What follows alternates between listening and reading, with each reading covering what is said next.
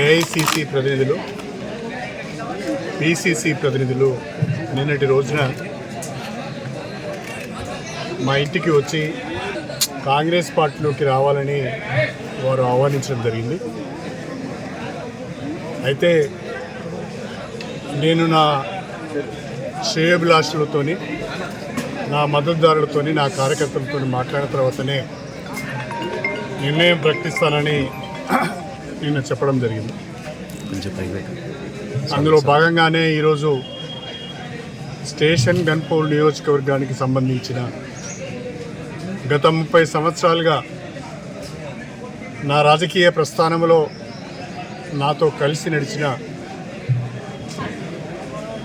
ముఖ్యులను, ప్రజాప్రతినిధులను, కార్యకర్తలను ఈరోజు కొంతమందిని అందరినీ ఆహ్వానించలేకపోయినాం.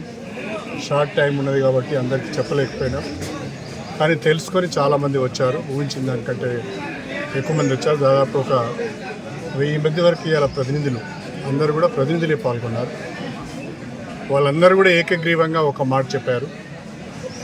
ప్రస్తుత రాజకీయ పరిస్థితులలో మీరు ఏ నిర్ణయం తీసుకున్నా మీ వెంట మేము ఉంటామని ఒక గట్టి భరోసా నాకు వాళ్ళు ఇచ్చారు. వాళ్ళందరికీ కూడా నేను హృదయపూర్వకంగా కృతజ్ఞతలు తెలియజేసుకుంటున్నా. నేను ఈరోజు సాయంకాలం